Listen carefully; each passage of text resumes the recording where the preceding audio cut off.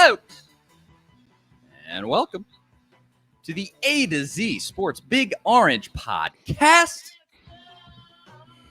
I'm Charlie Burris, here as always with my co-host at A to Z Sports, not just Tennessee writer anymore. Zach has been conscripted into bigger and better service with A to Z. They're blowing up. 5 new cities that A to Z is moving into. Zach is writing some for kind of all of that. Exciting opportunity for you, Zach. We'll talk about that in a second. But wherever you listen throughout the world, thank you so much for listening to us. We talk about everything Vols every week here on the Big Orange Podcast. And if you want to listen to it on the reg, go over to the A to Z Sports Podcast Network feed on Apple, Spotify, and subscribe. Because if you subscribe, you won't miss an episode. And then YouTube. Go to the YouTube, A to Z Sports on YouTube, and subscribe there. You can see Zach and me and Vern Lundquist behind me. Vern, the perpetual guest on the show. He doesn't say much, but he is here. And you can see it on the YouTube channel at Charlie_Burris, at Zach TNT on Twitter, at A to Z Sports on Twitter and Instagram, Facebook.com/A to Z Sports Nashville, and A to Z Sports.com for anything and everything. And here is the news that dropped this week about A to Z. If you are a Pittsburgh Steelers fan, if you're a Cincinnati Bengals fan, I know we saw during the Super Bowl, there's some Tennessee fans who are Bengals fans. Hello to all of those folks. Where else? Tampa Bay. Which I'm going this week for the SEC basketball tournament. And where else? I'm missing Chicago. And did you hit Green Bay? Oh, Green Bay. And yeah, plus there was already Kansas City and Dallas. Yep. A to Z Sports. Building that profile. Gonna be ESPN soon, man. We're on the way up. I don't know if we'll be ESPN soon. Honestly, hopefully we're not ESPN in participating in a dying medium and with a bunch of reporters that are totally irrelevant. But nonetheless, tons of new cities, really exciting. And Zach, you were right in the middle of it, but that's been your week. What's up, man? Yeah, it's quite a week to start all that, because with the NFL draft scouting combine going on, lots going on in the NFL world last week. So trying to keep up with all that as well as Tennessee stuff it's been fun. It was a lot going on last week, so a little bit of a reprieve this week where news isn't trickling in quite as fast. But yeah, it's been a lot of fun. It's really fun to get to dive into some of these other teams and some of the storylines surrounding those teams. I mean, that's kind of what we do. It's not really beat writer coverage. There's enough of that you can find. It's the stuff that people miss. It's the deep dives into stuff, the fun stuff, the things that maybe people laugh at, maybe get people mad, just depending on what the take is. But it's a lot of fun, and it's been a really enjoyable just to see A to Z grow and continue to grow here over the next few months and years. It has really been incredible because I've known Austin and Zach for a good long time. I went originally onto their radio show. I don't know if people realize A to Z Sports was a radio show first. A to Z, Austin and Zach. Do people know that? That it's Austin and Zach, A to Z.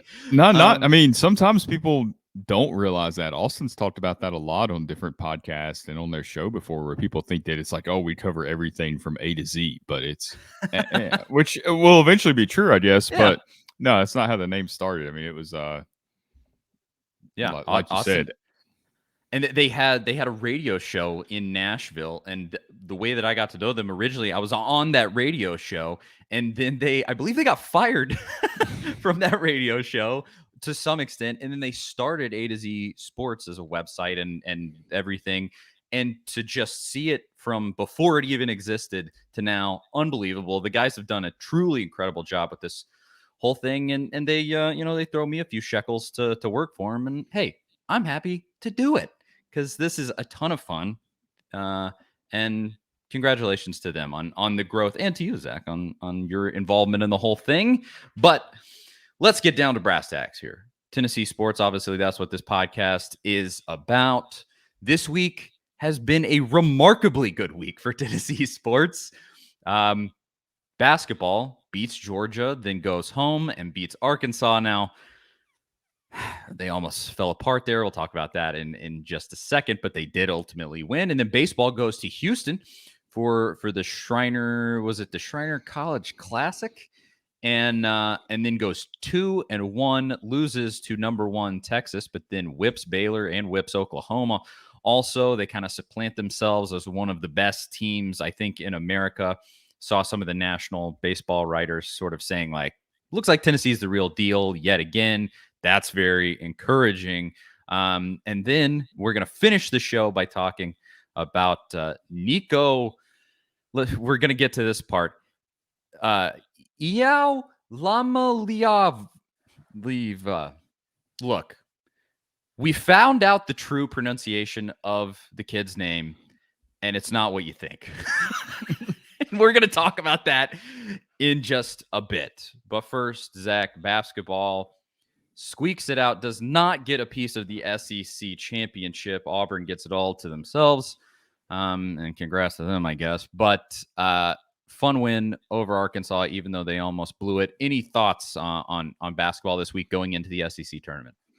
Well, for starters, I really wish Tennessee would have been able to get a piece of that conference championship. If nothing else, just to keep from that Stephen Pearl video of him dousing everyone in the restaurant. You're in a restaurant there in Auburn, douses everybody with champagne, standing on a table. It was typical. I mean, if you know Stephen Pearl or you've seen him, you know it's just typical Stephen Pearl behavior. I saw a great tweet from Brian Rice, who hosts the morning show there with Eric Ainge in Knoxville, and he said, Stephen Pearl's a perfect example of somebody born on third base and they think they hit a triple, and it could not be a better description.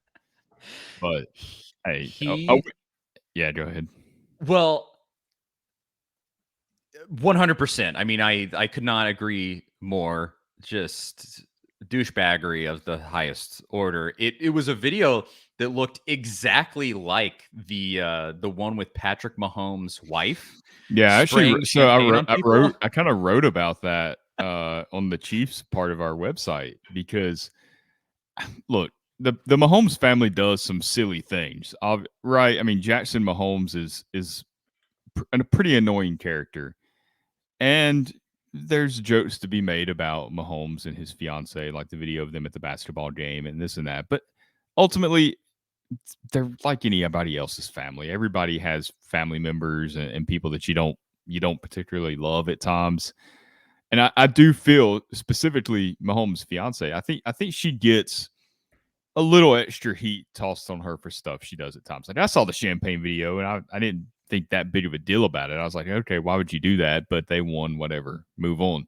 There's like dozens of headlines about it the next day. And Stephen Pearl does it. It's not creating that type of media storm. I wish it would, because Stephen Pearl truly deserves it. I don't know. I tried. I'm you and good on you. I'm torn on Mahomes' wife, because I actually have. It's kind of funny. I'm sympathetic to a certain extent, because one of my closest friends in the whole world, he's actually married to a girl who's like an influencer, without getting too specific. I don't know that she's so big that anybody that listens to this would know, but she's very much in that world. And I just know that I get it. Like, my friend has that same stuff happen, but without the fame of being Patrick Mahomes. Like, he has to, if they go to the beach, he has to stop everything that they're doing and like take an Instagram picture and like do a whole thing. And it's hilarious, but also like, it's just sort of a thing that happens in today's world. Like, one of my best friends has a similar situation and he's not Patrick Mahomes. So like, I'm kind of sympathetic. The brother, on the other hand, the brother to me is very reminiscent of Stephen Pearl. It's just like, you don't do anything. Yep. Why are you here? What are you doing here? And Steve just gets to hang out on the bench there and get whatever probably sweet 6-figure paycheck that he gets there. And he does, yeah, I mean, he does nothing. I don't even know if I should tell. I worked at a golf course back in the day that Bruce and Steven would come to. And I'll say this without getting too specific, because I don't totally remember what happened and I don't want something to happen. but he did some stuff. Steven did some stuff that got him banned from being able to get a tee time because the golf course was like, we can't let this guy come anymore. It's because he's a nuisance. So he got at least suspended from making a tee time. I remember it well. And that's why, I mean, good Lord, that guy, calm it down, buddy. We know you're not your dad. You're riding those coattails hard. Shut it and get out of the way. It's annoying. I'll ask this though, because I've seen the debate on Twitter. Does the SEC regular season title, how much weight does it hold? I mean, it's all about the tournament, right? That's what you remember. I mean, Tennessee fans remember. They shared it a few years ago, right? With Auburn, wasn't it? So, I mean, it's a, it shows what you've done all season long. But winning the SEC tournament is what it's all about. So, I don't think it warrants that type of celebration. He celebrated like they won a national championship. That's when you spray champagne or an SEC championship. I think, especially for Tennessee, with how long it's been since an SEC championship, I'll spray some champagne. It definitely warrants that as far as I'm concerned. But yeah, the regular season, you get to cut down the net, you get a T-shirt, and that's all nice and fun. We did it a few years ago, but I mean, it's not that big of a deal, even though it is a nice little feather in your cap. But that's about it. And so we just here on this podcast, we condemn Stephen Pearl and all of his actions and who he is as a person, and that's our statement on the matter. What do you think? I'll die on that hill. What do you think about Tennessee's SEC tournament draw? Have you had a chance to really dive into that? I think you're essentially, unless you have a really bad loss, you're essentially assured the semis. We'll play either Mississippi State or South Carolina, two teams that you beat both of them. You beat on the road, even at their own home venues. And so you should absolutely beat them again. And so you reach the semis, you're probably going to play Kentucky unless Alabama pulls an upset. And then I think it's perfect if you get to play Alabama again. I think Tennessee matches up well with this Alabama team. They're kind of similar teams, but Tennessee is better. Tennessee is just deeper and more balanced. And so I don't like it if you have to play Kentucky, but I think if you get through Kentucky, you beat Auburn already, you beat Arkansas already. The chances right there, and obviously the chances are that's who you're going to play is either one of those. So, I like it's about as good as you're going to get. I would put it that way. You've beaten Kentucky in a semifinal game in the past to make the championship game. So like you kind of have a been there, done that element to this whole thing. And so the semis are obviously the minimum. If you don't make it there, we're going to have problems. But on the whole, I like it. It's going to be a really fun tournament. I'm going to be there going down on Wednesday, and I'm so excited. It's my favorite thing to do every single year. If you've never been to the SEC tournament, please go, because it is so fun to just get to sit and watch basketball for 12 hours straight, and you just lose yourself in the pandemonium. It's fun. But no, I mean, I think it's all there for Tennessee. They're good enough to win it. Just will they actually do it? We'll see. Have you seen the 24/7 Sports put together a long article about their prediction for every single game in the SEC tournament? Have you seen any of that? I don't think so. Yeah, so they interestingly, they have Vanderbilt going to getting through the first two rounds, beating Alabama, and then losing to Kentucky. They have Tennessee beating South Carolina, of course, getting to the semifinals, like you mentioned. And then semifinals, they've got Auburn and Arkansas, which is what you'd expect. Tennessee, Kentucky, top 4 seeds. They've got Arkansas beating Auburn, and then they've got Tennessee losing to Kentucky, who they have as the eventual winner of the SEC tournament. So I do think talent-wise, Kentucky is probably the best team. But I think Arkansas is the best coached team. I think Eric Musselman, out of all of those coaches, is probably the best X's and O's coach. I mean, look at that second half. The adjustment that guy made totally threw Tennessee through a loop. He did an excellent job after they kind of got their teeth kicked in that first half. And I do think Musselman, he's a better coach than Bruce Pearl is. A better X's and O's coach. Bruce has more talent than Arkansas has. Jabari Smith can carry you anywhere you want to go, frankly, if he has a great game. But Musselman's a better coach. I could absolutely see it. I don't know. That Tennessee-Kentucky game is just a total toss-up. Kentucky should win. Asterisk next to should.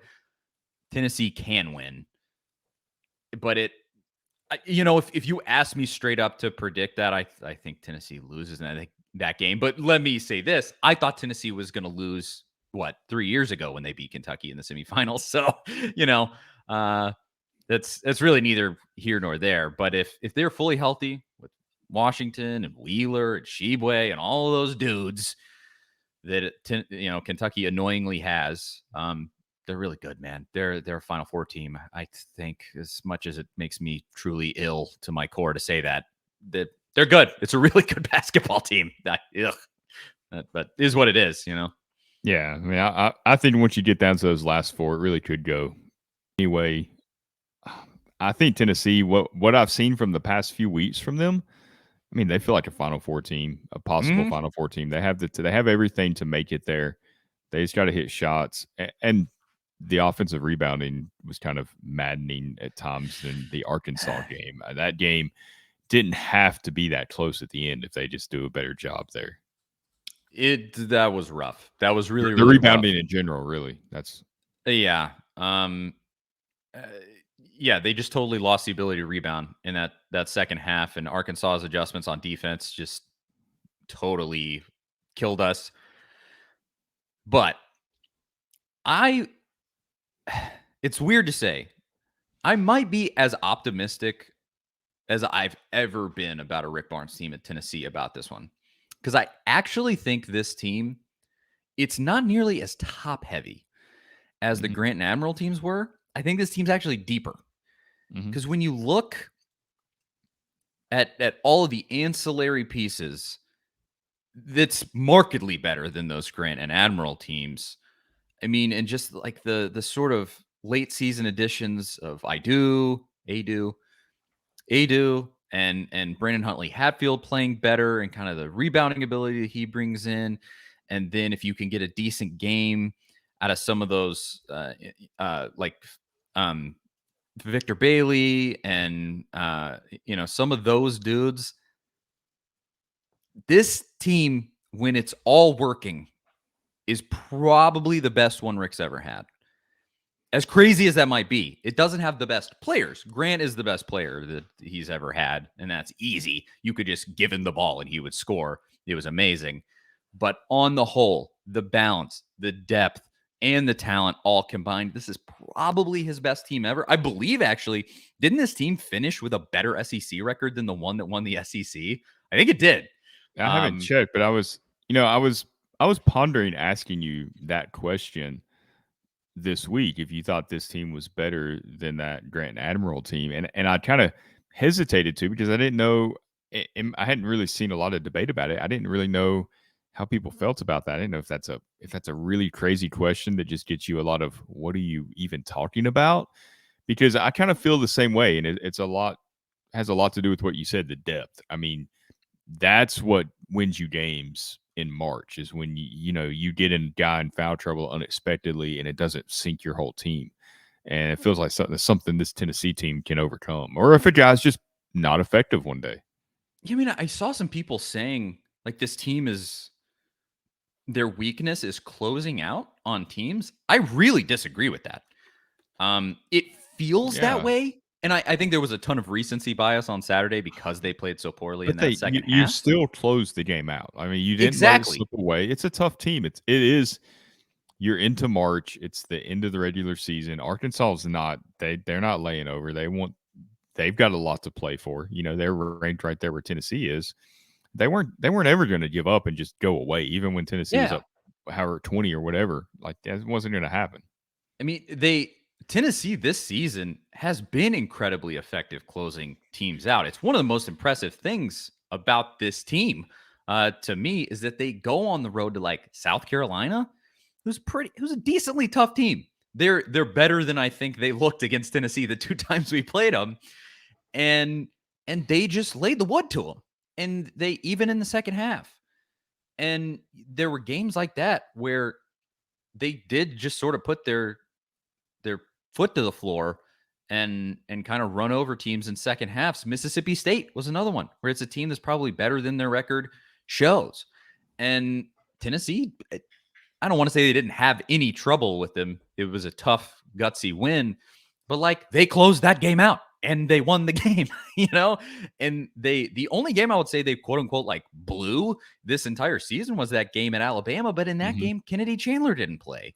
It was Kennedy Chandler and was one other player was out. Was it Was Josiah still out or no? Vescovy was out, I think. Maybe. I don't know. Okay. I'd have to go back. So much has happened since then. Yeah, it feels like Fulkerson had COVID. That's what it was. It feels like Tennessee's played a couple of different seasons. I mean, you had the promise of after you beat Arizona that losing Alabama where everybody was getting kind of down, starting to get down. Like, oh, we've seen this before. We know how the season goes. And then in February where things really took off again. It's like 3 different sections of the season. This is the first team under Rick that I felt like is truly peaking at the right time. Those Grand Admiral teams were great early in the season, and then the team that was number 1 all through the middle of the season, and they were good all the way through. This team, it just needed time to become cohesive. I think you were running the risk early in the season of like this could fall apart, and it didn't. And it's all credit to them because they did such a good job not letting that happen. Not only did it not happen, but they really built on what they had. And I think it's the first time I've said, I always say this about basically like every Kentucky team Calipari has ever had because they're so young every time. You watch them early in the season and they'll lose to, East Northwest Tech State in like the second game of the year. And you go, oh, this is going to be a bad season for Kentucky. But maybe by the end of the season, they might be really good. And a lot of times they are because it's just hard to come immediately into college basketball and be great. And I think this team just needed time. They just needed the season, and they are playing some of their best basketball right now. You just beat Auburn. You just beat Arkansas. You've beaten Kentucky. You've beaten all these great teams. Still, Arizona has only lost, I believe, 1 other game besides Tennessee. 1, if I'm thinking correctly. At most 2. They might only have 3 losses. You beat an excellent Arizona team. Unbelievably impressive what this team has done, just pulling it together. Yeah, it's probably the best resume Rick Barnes has ever had with the team. Yeah. Didn't the number 1 team beat Gonzaga early in that season? I think so. And so that, which was, I think, similar. But I think they had a couple of year. losses that weren't as flattering, if I recall correctly. Yeah. And they totally avoided any bad loss. Mm-hmm. Tennessee doesn't have a loss outside of in the net rankings, what is referred to as a Q1. Tennessee has only lost those sort of top tier games on the road at Arkansas, at Alabama. At Alabama is their worst loss. Texas Tech has ended up being really good. Villanova has ended up being really good. Like, you even see right now, especially with like Villanova, like the guy that killed us in that game, Colin Gillespie. I think I watched that game and I was like, we're letting this short little dude like stick it to us. He's an All-American at the end of the season. He ended up being excellent. He's like one of the best players in America. And so you ended up getting beat by teams who I don't want to say you should have lost to, but that it's at least understandable that you might not win against. So it's been as pessimistic as I was at times during the season. I am infinitely impressed with the quote unquote turnaround, I guess you might say, although they never really had that bad of a moment. But we were having that conversation as SEC play started, where if SEC play doesn't go well, it's going to be a tough scene for Rick, and I think that's very real. And if he loses in the first round of the tournament, that's still kind of going to be the case. If you have a horrific loss like that, but all credit to him.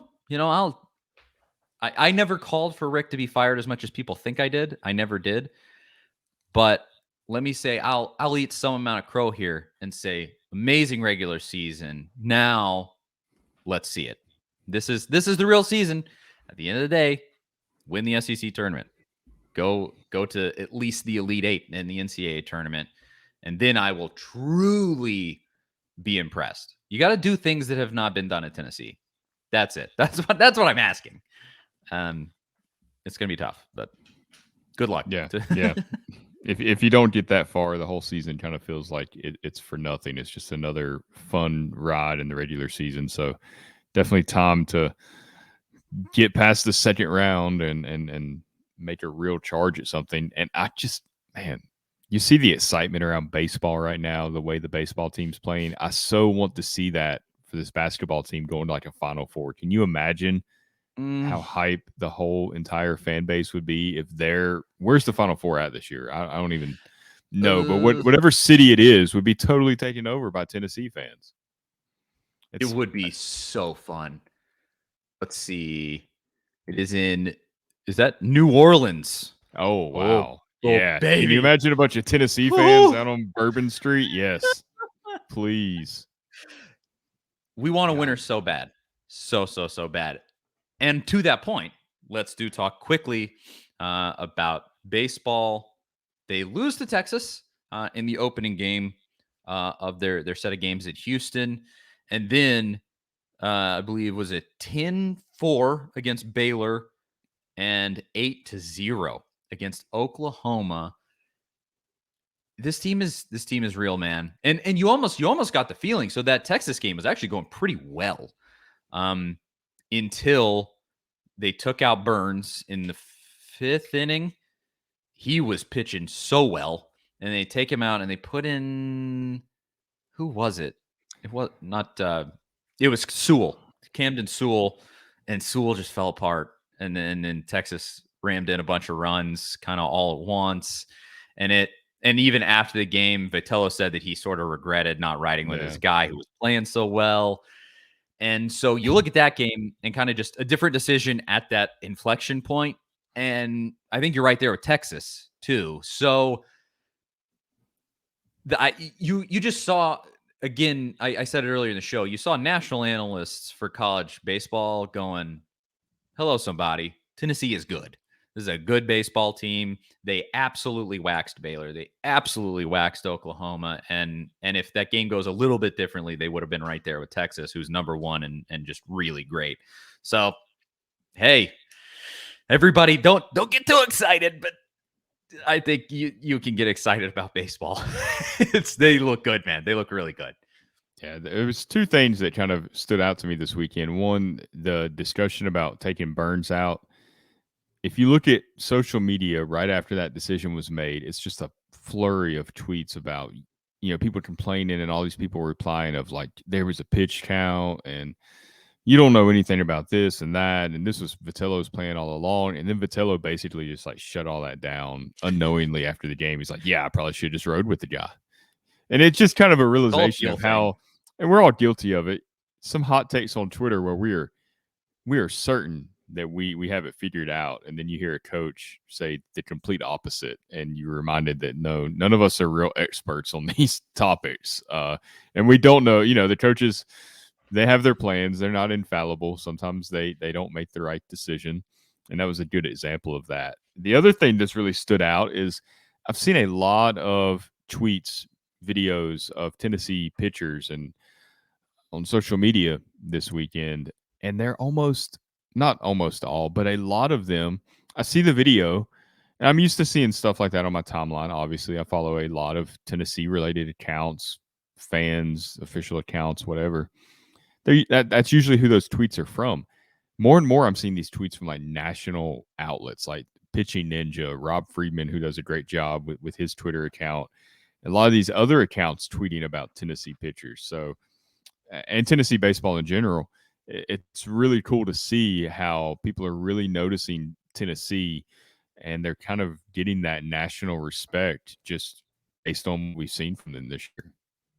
Yeah, I think it's the difference between, this team is a fun upstart and, this team is good. Mm-hmm. Like in the last few years, it's kind of been like, hey, look, Tony Vitello's doing a good job. They're pretty good.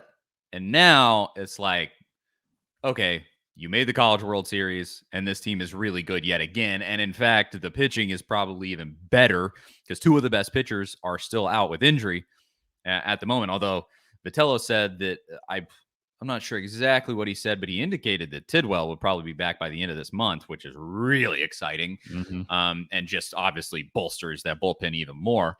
And so you had even better pitching, which is really what was missing last year. The offense was excellent last season, and then the pitching just couldn't keep up when you got to those really good teams in the College World Series. But now you got that pitching, especially with a guy like Joyce who can come in and just lock down with these 103-mile-an-hour fastballs and stuff. It's absurd. That video of him, it's a 101-mile-per-hour pitch. And if you follow baseball or if you've watched it over the last 5 to 6 years, especially at the MLB level, that high fastball has become a big weapon of starting pitchers, and they are relief pitching in general. And they like to see that ball close to eye level. And if you throw it up there near 100, it looks real appetizing, but it's really hard to hit. But it's a tough pitch to locate. Joyce is hitting 101 and putting that. It looks like the pitch is still rising when it comes across home plate, and that's nearly impossible to hit. And it ends up, like their neck or something, and they can't lay off of it. If you can do that, I mean, that's a guy that could pitch in MLB right now, and that might be crazy to say, but I think he could be drafted and spend less than a year in the minors and be called up like that. That plays at the MLB level. I don't think that people realize how impressive what he's doing is. And I think it's why you mentioned Rob Friedman, pitching ninja. That's why he's been posting about Ben Joyce so much, is because what he's doing is kind of unheard of in college ball. Like, it's pretty rare. And, it's why you saw a ton. He wasn't as much of a heat thrower, but it's why you saw a ton about Kevin Kopps. Like last year, you watch that guy and you go, that is a pro pitcher. You watch Ben Joyce right now with his best pitches and you go, that's a pro pitcher. Right there. I mean, he is doing it. And to be able to throw with that kind of heat and not have it be erratic is so crazy. So count your blessings while you got him. I think with this baseball team right now, I think we're edging on. I always said this a ton when Grant and Admiral were with the basketball team. Enjoy it while you have it. You never know how long greatness in sports is going to last. It could be gone next year. And like with Grant and Admiral, there was a big drop off the year after. And so enjoy it while it is here. This team has great pitching. This team has incredibly exciting offense. And man, obviously we'll see exactly how it plays out in SEC play, but there is no indication so far that this team will not be able to hang in the SEC and probably should be right near the top of the league. And so enjoy it while you have it. Please, please, please. Don't let it slip by you. Don't become Alabama fans with Saban and just be, oh, it's going to be like this forever. You know what I thought about this weekend? Because it was so funny with Krzyzewski losing his final game to North Carolina, which was so funny.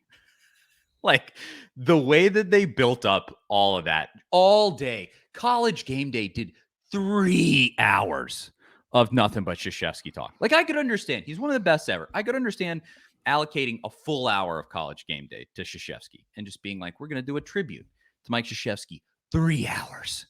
The only thing that they took off in the entire show was the half-court shot because it's like sponsored by State Farm or whoever, and they had to. The rest of it was just this.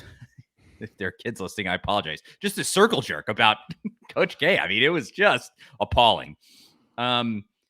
And then he went out and he lost to North Carolina.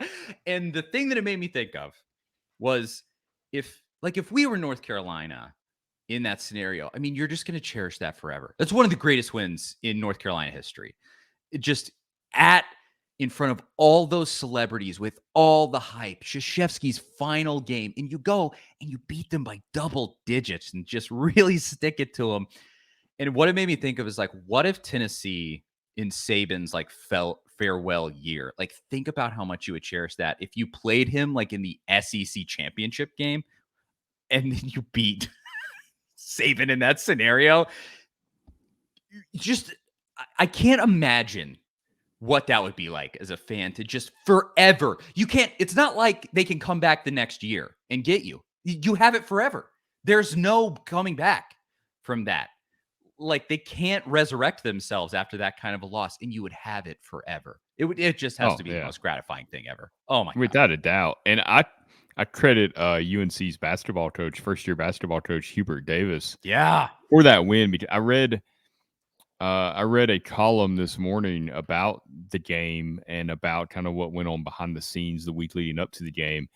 And Hubert Davis apparently in practice all week had UNC pretty much put in their heads like, we're not going there for a party. We're not going there for this going away party. We're not taking part of that. We're going there to win the game, and we're going to do whatever it takes to win the game. And they followed that up by saying there was like a lazy pass where somebody on the scout team in practice stole the ball from a UNC starter. It said Hubert Davis just like lost his mind. It was like, no, that is not what we're doing this week. Like, you're not gonna practice like this. You're not gonna play like this. And I said early, I didn't see most of the first half of that game, but early in the game, like apparently UNC Duke ran a similar play. UNC ran a similar play, and you know executed it perfectly. And they're like, that goes back to how you practice and how the coach prepares you. So when you say coaching, how does it really matter? In basketball, what does it matter? It matters a lot, and that's proof of it. But yeah, that's got to be a huge gratifying win for them over your heated rival in the CL. I don't think UNC Duke. There's always been a little bit of hype for that game. Obviously, they're big rivals. I saw the coverage leading up to it. It's like they never even mentioned who Duke was playing all week. It's just crazy. It was like insulting. What really bugged me about that college game day, it was almost like insulting to the rest of college basketball. Yeah. Where they were just like, we're going to forget that the rest of college basketball exists and only talk about this one dude. Because it was a good weekend for college basketball. There's a lot of good games. Yeah. I mean, it was essentially like regular season championship weekend. Yeah. I mean, there were huge games on, and they just ignored all of it for this one guy. And like, I genuinely appreciate K. He's one of the all-time great figures in college basketball, and what he's built at Duke is unbelievable. Him retiring makes me feel older. Maybe it does for you, because I mean, he's literally my entire existence. He's been the coach at Duke. I don't know any other way. And that when something like that, it's kind of like Tom Brady retiring. It's like he's been a quarterback since I was a teenager. It's weird when stuff like that happens.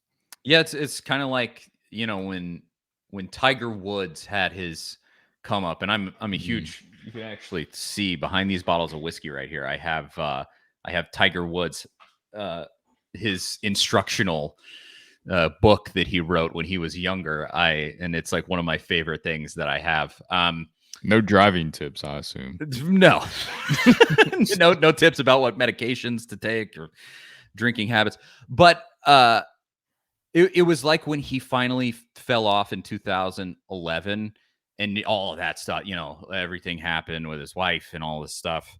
And it was just like, well, what am I supposed to do now? Like, this was like my hero. This was the guy, like he was one of the biggest reasons I became like a golfer, and I became obsessed with this ridiculous sport that makes me feel terrible all the time.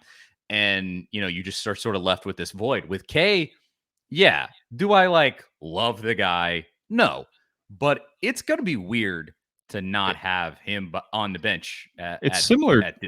It's similar to like when LeBron James eventually retires. I think it's going to be a similar feeling where he's been in the NBA for almost 20 years. It's going to be more than 20 years because he's going to play with his son, wherever his son ends up. I think it's like 2023, 2024, when he can be drafted. So he's going to play until at least then. So he's going to be into his almost 40 years old playing. And I'm not a huge LeBron James guy.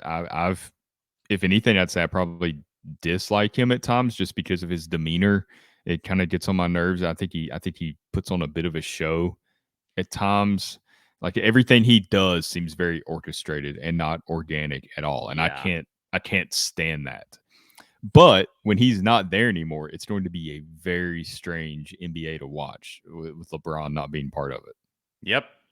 100%. And I feel very similarly about LeBron. Not a big Bron guy. It's personally, But I obviously, again, can just appreciate the fact that he was the best player for a huge chunk of my life. We're big Ja Morant people here, just in case anybody's wondering. Can we just say he's Ja's it, man? He's the next There's not guy. there's not a more exciting player to watch right now. He's every single night he does something that is unbelievable. I need people to understand. I know that there's a lot of like Tennessee fans that are like, I'm never watching the NBA again. And you don't have a tie to the NBA because we don't have a team really. There's no Nashville team. The Hawks don't really get people like the Braves do. Just nobody has ever really had a connection to the NBA. Ja Morant is in the state of Tennessee, and he is the next superstar. Like the state of Tennessee, like has that guy. Like he's the next dude. He kind of like a Steph Curry, like the heir apparent to the throne, so to speak, in the NBA. Like he is that dude. He dropped 50 points last week in a game. And just think about how much people were freaking out about 56 for LeBron this week. He scored 50 last week, and people didn't really talk about it. And it's fun to watch. Like LeBron, there's a lot of jump shots. There's a lot of kind of fadeaways, backing a defender down, just using your size in a mismatch there against maybe a smaller guard or a smaller forward. Ja's not that big. What is he, like 6'3"? But he can jump. Small. He can jump out of the gym. I mean, every time he dunks, his arm, it's like the Vince Carter dunk where he could put his elbow in the rim every single time if he wanted to. It is unbelievable just to watch him. So it's not just that he's scoring. There's a lot of guys out there that score efficiently. You look up at the end of the night and you're like, oh, they got 40 points. Not with Ja Morant, you remember every time he scores because it's rarely boring. Spectacular. That's the word that I would use a lot about what he does. But this is not a Grizzlies podcast. This is certainly not a Duke podcast. Now let's talk about what the people want to know. Football recruiting. Everybody, we can talk on these shows about basketball and baseball, and it's really exciting. And they're, right now, both of those sports are infinitely better than football currently. But at the end of the day, man, we see it on the back end of everything that we do. We see how many people read things, and we see how many people watch what we put out or listen to what we put out. Nothing moves Tennessee fans like football. And right now, football recruiting, I mean, it's so funny. Like, I just can't emphasize it enough. Basketball and baseball are so awesome right now. And we still, the biggest stuff that we had over the weekend on A to Z Sports, it was all about Tennessee recruiting. It was a huge recruiting weekend for specifically a 5-star quarterback that Tennessee wants very, very badly. And I love it. I wish that those other sports would get the exposure that football has and that much excitement. Maybe one day, but football is still king, baby, at Tennessee. So let's talk about it. Huge recruiting weekend with, let's start here. Actually, before I get too ahead of myself, because we're going to have to say this kid's name. This is a 5-star quarterback that Tennessee was hosting this weekend, and he's doing an interview with Austin Price of VolQuest. This is a great interview. Go watch it, volquest.com. And this is how we've been saying Iamaleava, something like that, along those lines. And this is apparently how his name is pronounced. Here with 5-star quarterback Nico Iamaleava. Nico, what? Excuse me? He said Iamaleava. So this is very much, this kid is, I don't know his background, but Pacific Islanders, Hawaiian, Samoan, something like that. And he's from California. Iamaleava is the name, according to Austin Price. And he's standing next to the kid, and the kid does not correct him or anything. I imagine Price probably had some guidance before going. Yeah. A lot of practice. Trying to blame him. I can't wait if Tennessee gets this dude to play The butchering of that name is going to be spectacular around Bob here. Kessling is already freaking out. Bob is sweating. Yep. He's not sure what he's going to say. Nico. Just go with Nico. Nico. Seems to be what most people are doing anyway. Yeah. That's what basically. Luckily, it is easy to spell. It's not difficult to spell. So yeah, on my end and our end of things, that I'm thankful for that. It's even like it's kind of a catchy spelling, like Iamaleava. Like it does have sort of a rhythm to it, kind of like Tennessee does. So yeah, Tennes. Anyway, so this kid is in town, and I don't know that you could have a better visit for a player. This and you know, we can break down why Tennessee needs this kid. I think it's obvious. He's a 5-star quarterback. He's the number 4 quarterback in the class of 2023, according to 247 Sports. Just right there at the top. Unbelievably talented dude. Would fit perfectly into Josh Heupel's system. Would be a huge, I guess you could say, class builder. He's a guy that you could get and then point to for other recruits and go, we got him. And so we got a great foundation going. So why don't you come down and we're going to build a national championship team? You know, you can say stuff like that, and just getting you can't overstate it. It would just be so huge to get this guy. He comes into town. They put him up in the Hyatt downtown, which is kind of the nicest hotel down there. It's like brand new, newly renovated, really nice. Then the weather is unbelievable. Then he goes to the Tennessee basketball game and sees an awesome win with a super hyped, checkered crowd. And then he goes to softball game. He sees the softball team win, and the weather is still awesome. And the weather brought out a ton of people in downtown. So like downtown is hopping, and he's kind of seeing Tennessee or Knoxville sort of in its element when it's kind of just really nice and people are outside downtown, sitting on patios, doing all that stuff. Like he got to see the best of everything. I don't know how this could have gone better for this dude. And so you look at all of that. Do we actually have a realistic chance of getting this guy when you look at it, Zach? I mean, I feel like Tennessee does for sure. We've talked about before the Arch Manning stuff with Alabama and Georgia and Ole Miss. He's not going to commit for a while. Nico's planning to commit in May. He kind of reaffirmed that this weekend in some couple of interviews. Man, the kid looked like he had a great time. There was lots of videos on social media. And really, like you said, just a perfect weekend. You come into town and like he went to Miami on January 22nd for an unofficial visit. He's supposed to, which is Miami's kind of getting up there in his recruitment. Mario Cristobal has done a great job down there. I think he's going to unofficially visit Alabama and Georgia at some point this spring. I think is what I heard, maybe Oregon again as well.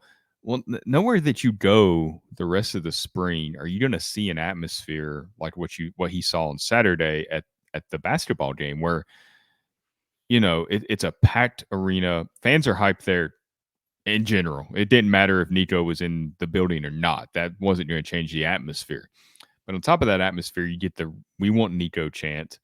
He gets to see how passionate the fans are there. I mean, he's been to a Tennessee football game. He was at the Vanderbilt game to end the season, which is a good game to go to because Tennessee laid it on Vanderbilt. But you see that wasn't, that atmosphere extends beyond the football team. And who doesn't want to be a part of a program like that where they're just fans are that passionate? It's really a shame. I know he got to go to the softball game, and apparently, I don't know if you know this or not, but his cousin is on the softball team, is a sophomore on the softball team they were close. I think he told Ryan Callahan this in a Go Vols 24/7 interview. They were close growing up. So it's not like it's just a random cousin. It's somebody that he knows well. And I can't remember her name off the top of my head, but she's a sophomore. So they would be there at the same time. I don't think that's anything that's going to like make or break Nico's decision, because I believe I've heard Tosh Lupoy, former linebackers coach at Alabama and has been in the NFL. He's an assistant at Oregon now, and he's also related to Nico. So he's kind of got connections everywhere. I don't think the decision's going to come down to that, but it certainly helps. It can't hurt. But really, like you said, just this atmosphere that he got to experience, it's unreal. And it's It's completely organic. It's just the way Tennessee fans are, and it's only going to build the better that Tennessee gets at athletics in general and football. So he said many times that he wants to feel wanted. He wants to go somewhere that really wants him, and you feel that at Tennessee. Obviously, I mean, you saw pictures of him signing autographs already. Now, if you go to Alabama, they're so used to getting 5-star guys. I don't think you get that same treatment. I don't think you get it at Georgia. I don't think football is king in Oregon necessarily like it is in Knoxville. And Miami, it's kind of been well documented. That town doesn't always embrace football the way that program kind of deserves. I mean, historically Miami's been a great program at times, and they've struggled filling up the stands at times too. It's a lot of people that aren't from Miami. You kind of just end up in Miami. It's kind of like Atlanta or some other cities.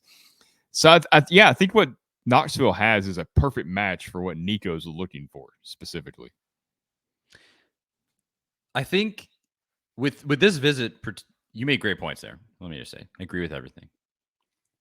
One of the big things in this visit that essentially nowhere else can replicate, and so much credit to Tennessee for making this a reality and getting this kid in before the end of the basketball season.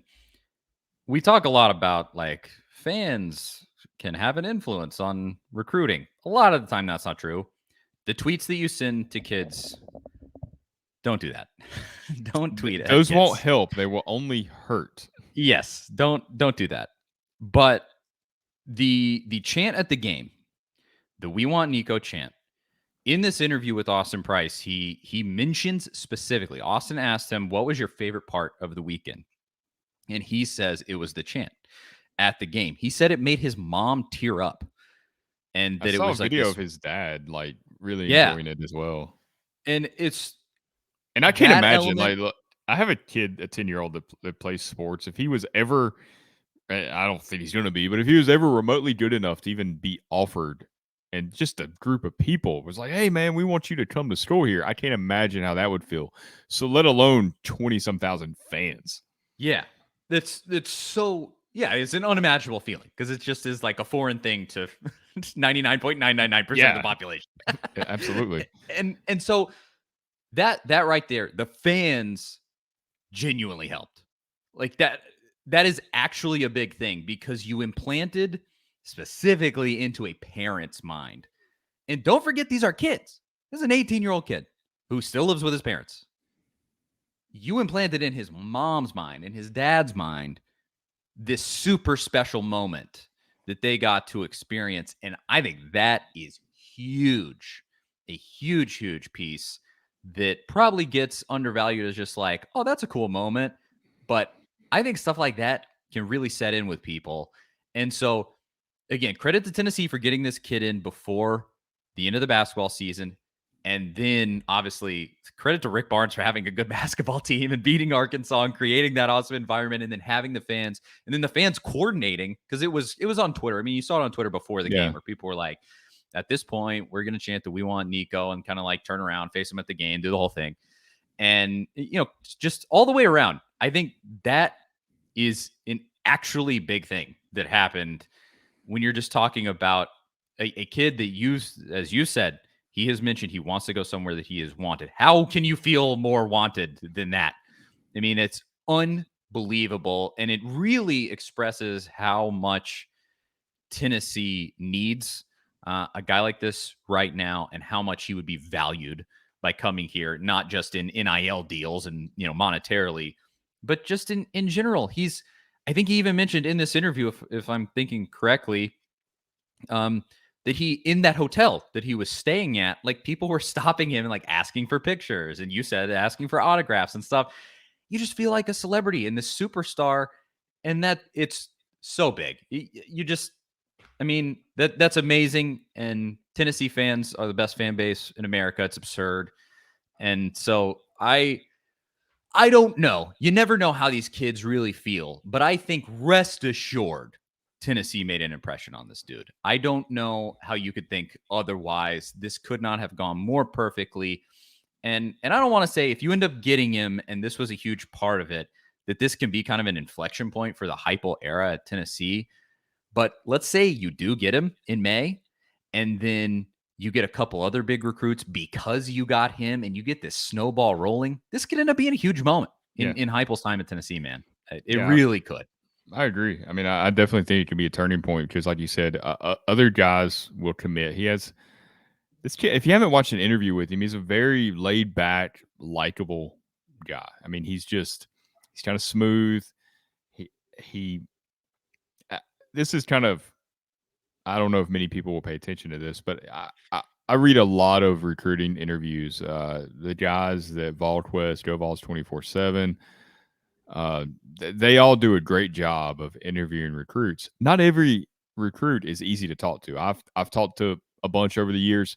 You can get a lot of one-word answers where it's almost like I don't even have enough to like publish anything here because nothing was really said. Like there's nothing here.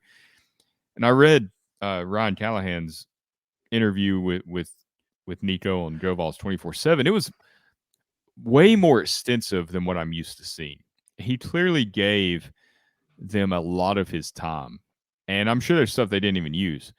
And I'm sure the video, there's probably more to his conversation with Austin Price too than what we saw. But even that video, it's like a 4-minute long video, and he answered a lot of questions. But just I think that says a lot about a kid, just how mature he is. That matters when it comes to winning games. Like you want a guy that has ability, but you want a guy that's a winner. You want a guy that's going to go out there and lead the team because we've seen quarterbacks that had all the ability in the world, but they were terrible leaders. Tyler Bray. And it just, you have to have that. And I think I see it in this kid. I agree.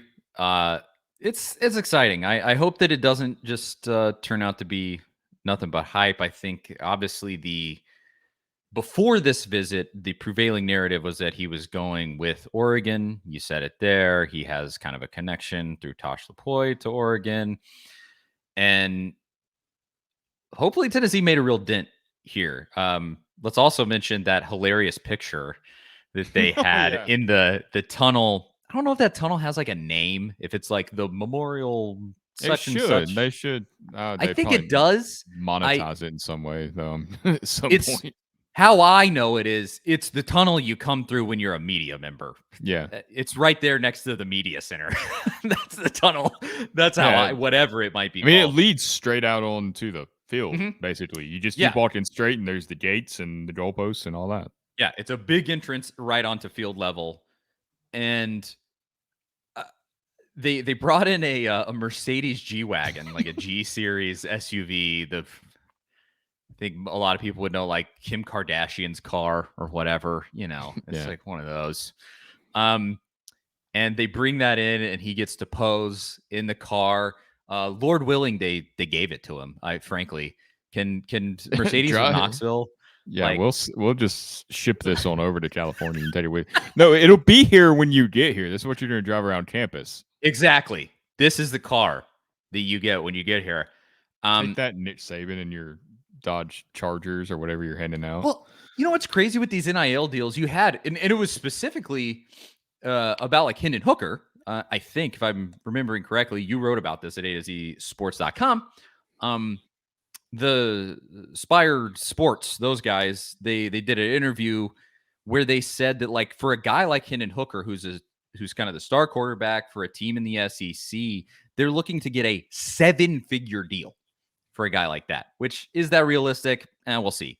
But it's not just straight cash. I don't know if that's what you're getting at. Yeah. But it's everything involved because you bring in car dealerships and all these other companies. And so I'm interested to see going forward. Like we've seen going back years and years and years. I mean, when I was on campus 10 years ago, that was even longer than that now, 12 years ago. All the way back then, you had athletes. They're driving like Dodge Chargers and stuff like that. That clearly, a lot of the times, it was like something that they did not acquire themselves. I vividly remember Cordero Patterson in a like purple Dodge Charger. But is it going to be like Aston Martins now? It's going to be like Ferraris? Like You gotta 7 figures. outdo. You gotta outdo everybody else. You do, literally. Like that's where do you go? And I know, dude, as a college kid, I'm just a car guy in general. I actually drive on a daily basis, like a sports car. I mean, I'm a dork about it. That would mean like the world to me to be able to get like a high-end sports car. If that's the language that these kids are talking, let's get somebody. Let's get a Bentley. I know there's a car dealership right by my house that's like a ultra luxury dealership. Can we hook them up? Hello, come on, somebody. We got to get these kids in G wagons and Bentleys. I don't care. Whatever gets them to campus.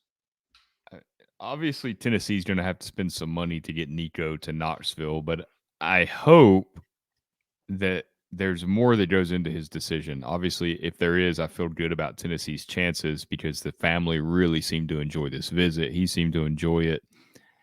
And he really did. He had his whole family with him. But you do not want to get into a bidding war with Oregon and the Nike money. Nobody's winning that. I don't feel like. And really, even if you do, you go all in on this kid. I don't even know what it would if you got into a bidding war with Oregon and Phil Knight, what that would entail. But even if you go all in, then you've set the bar so high because everybody in that world is going to know what Tennessee spends to get Nico or any other top recruit. Like people talk, it's going to be knowledge kind of in the high school world. You set the bar so high at that point that I don't know if down the line it'll even be worth it. We've talked about it in the past. They're setting a market right now that's probably a bubble. Yeah. That is going to come down over time. Just as you get more market transparency, as you start to see, okay, this level of kid got this much money, this level of kid got this much money, and it's gonna adjust. It'll bust at some point. Yeah. Well, and you just look like largely a lot of these kids are never going to pan out and they're just not going to be the star that you want them to be, or whatever the case may be. I look forward to the recruiting recession of 2026. Yeah, it's coming. Well, watch out. The yield curve is inverting quickly. But just unless it's even a situation like the cookie deal with Alante Taylor, time in and time out with these deals, you're not really going to get much return on your. I do notice ones that I love currently, and who knows how much money they're getting for this, but I've just seen on Instagram some kids from the football team are getting deals with Crystal, and they just pop up, and it's just literally them like holding a Crystal sandwich, and just is like, come down to Crystal at the thing. I love that. Who knows how much that's worth at this point? Yeah. But it's nice and simple. It gives you like, oh, that's a recognizable face. It's whoever, Cade Mays or whoever it is. I don't know. And you get to have them endorse. But at the end of the day, like, how much is that truly worth? It's not 7 figures. No, I can tell you that much. There's definitely a value on it, but it's probably not whatever they're paying. But of course, I'm sure some money's being funneled. Yeah. Then that's how they're paying it. I think, I mean, for a big star, I can see how maybe it pays off a little. I think most of the money there for kids to be made legitimately is through the apparel deals. And we're starting to see more and more of that pop up. I don't know if you noticed, I think it was Nico's mom in one of those pictures, it looked like she had a Kennedy Chandler t-shirt on. So if you go back and look at some of the pictures that have been tweeted out there, I think they're standing in, I can't remember where they're, maybe outside of Neyland or something. I don't know. Yeah, it looks like she has a Kennedy Chandler shirt on. So that was interesting. That is. Yeah, I love all of that stuff that you can finally buy, like the jersey with the kid's name on the back. Yeah. Love it. I've wanted that like my entire time. I would have been wearing the heck out of those as a kid. Because like as a kid, I had the Peyton Manning jersey just without the name on the back, but we all knew 16 was Peyton. Yeah, my kid has one right now he wears with no name on the back. Yeah, just the 16. And finally, you can actually do that, and the money actually goes to the kid. Thank goodness. which is what it should have been all along. And we get NCAA football back. Yes, game. that's what I was getting at. Yeah, perhaps biggest of all.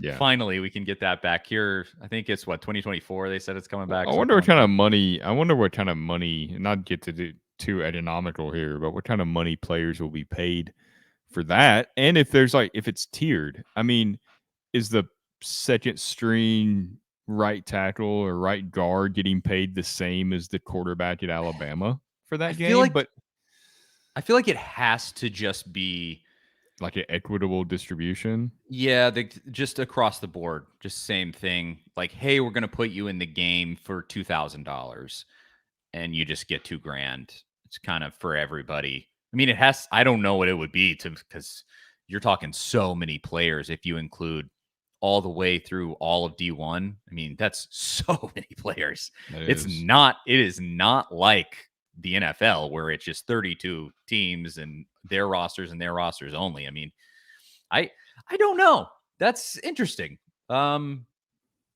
Seriously, I would love to know.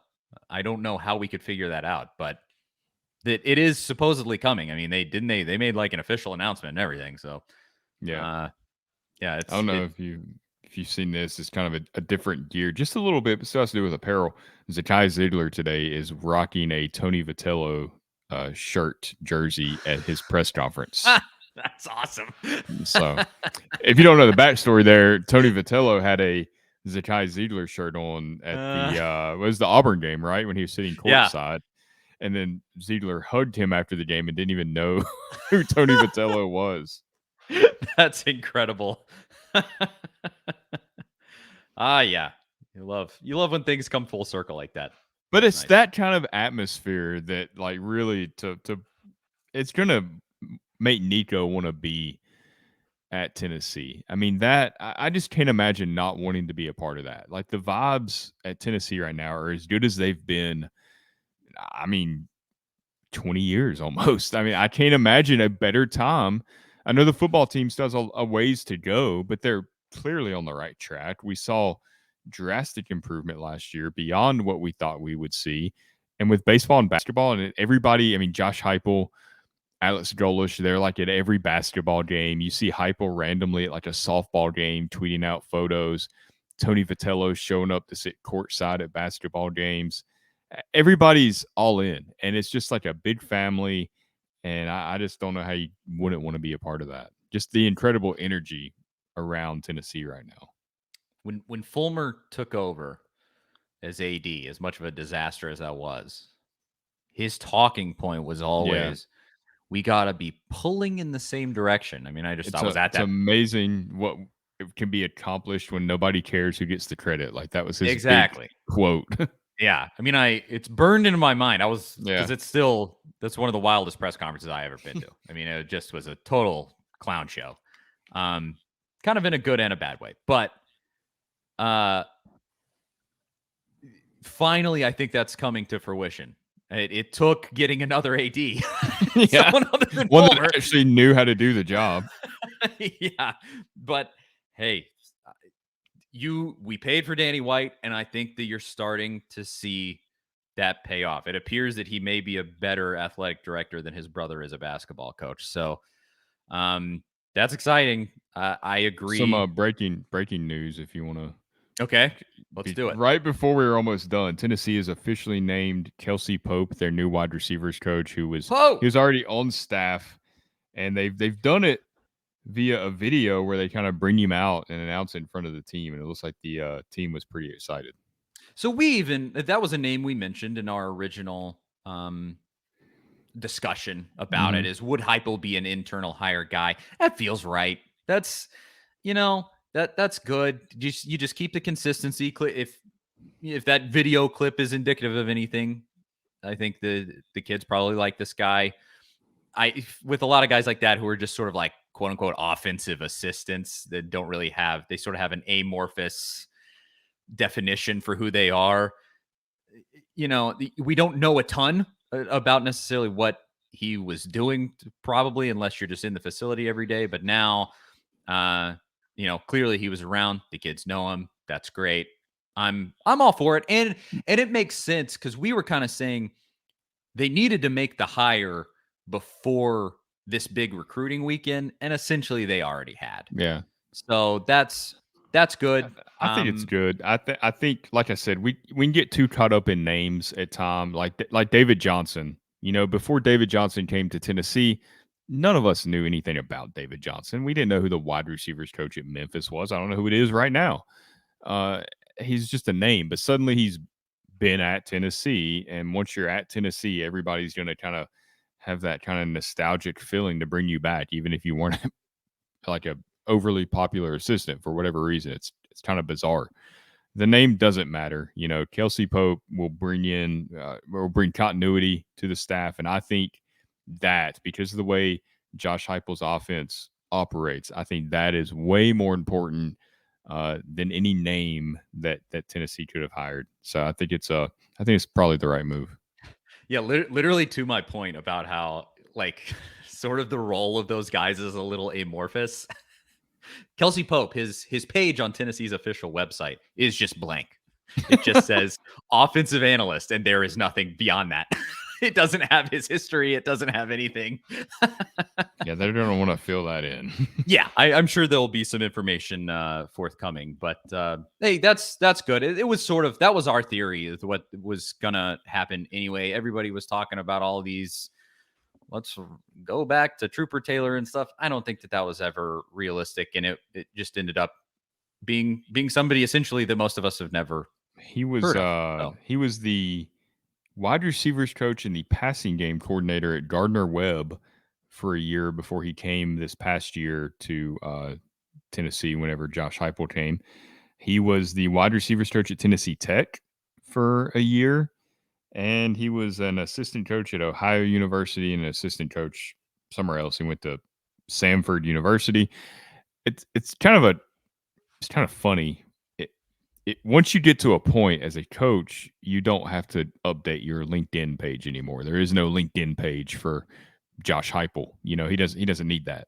But Kelsey Pope still has a LinkedIn page, and I think at some point, though, I feel like when you become an assistant at Tennessee, you can you don't need it. You'll get a Wikipedia page. People will know who you are. They're not going to. Josh Heupel is probably not on LinkedIn looking for a wide receivers coach this past week or couple of weeks. That's really funny. He does. I'm looking at it. He does have a LinkedIn page. That genuinely, congratulations to him. That's a really exciting opportunity. I think you can't really make enough of that in terms of the significance. It says he's only 29, man. I mean, he's younger than me. And you're going to start seeing that more and more. I'm a few years older than you, and it doesn't get any better. Well, and it goes to our point, because we had sort of a long conversation about this a couple of weeks ago when we were really breaking down the initial news of losing the wide receivers coach. Being a position coach like that is just quickly becoming exclusively a young man's game, because it just is all about recruiting now, and recruiting is brutal. It just is. It's hard to have a family. It's hard to have a life when you have to commit the amount of time you have to commit to be good at that. Clearly, they like this guy. Clearly, he's doing a good job. And so I think you either move up really quick or you try to get a job in the NFL. Like that. Yeah. You don't stay a wide receivers coach for a lengthy period of time. Rarely. It's brutal. A brutal job, typically. Just because a lot of those guys are hired for recruiting acumen a lot of the time. And I said that was my one qualification. I'm glad that he has experience as a receivers coach. Clearly, he was already working with the receivers as an offensive analyst. But can he recruit? That was like my number one. That's more important than him being able to coach wide receivers, because Josh Heupel's offense is just so good. Can this guy recruit? Hopefully he can. And that's good. Congratulations to him. I'm sure he's getting a pretty sweet raise too. So that's awesome. And just a really exciting opportunity. So we shall see what happens there. Oh, well, I guess we can mention just on the way out, Tennessee did get a couple of recruits. Got a transfer from Georgia Tech, who is a defensive back, and then an actual recruit from the class of 2023. The names I'm just thinking of it off. Nate Spillman. Yeah, yes. And so a couple of nice pickups for Tennessee. It just was a 3-star. And then you never totally know with a transfer, but a transfer that was decently highly regarded. And obviously Tennessee needs defensive guys. That's been true from the second Heupel showed up, and it still is now. Especially in the secondary where he's a defensive back that's coming. So that's huge with Alontae Taylor and Theo Jackson kind of exhausting. They were going off to the NFL. Yeah, that's not bad. So wide receiver, defensive back coming into Tennessee. Just mention that as we're going out. But otherwise, I think that's it. Anything else for the good folks at home, Zach, before we go? No, I feel like that covers it. We're probably could have went about 2 hours today. It felt like I looked up and saw it was well over an hour. So always plenty to talk about when it comes to Tennessee. And we got to laugh at Duke. That's always fun. Got in the breaking news just in time. I'm shocked. We're recording this a little bit earlier than we normally do, a few hours earlier. So we kind of got a little lucky there. Yes, perfect timing. Charlie Burris, Zach Ragan, thanks to everybody for listening. A to Z Sports Podcast Network feed, Apple, Spotify, and YouTube. Go to A to Z Sports on YouTube. Subscribe, hit that little notification bell. And when it pops up right here at the end over my face, there'll be a couple of videos you can click on. Over Zach's face, there'll be a subscribe button, and you can just hit it there if you are on the YouTube. And just do us all a favor.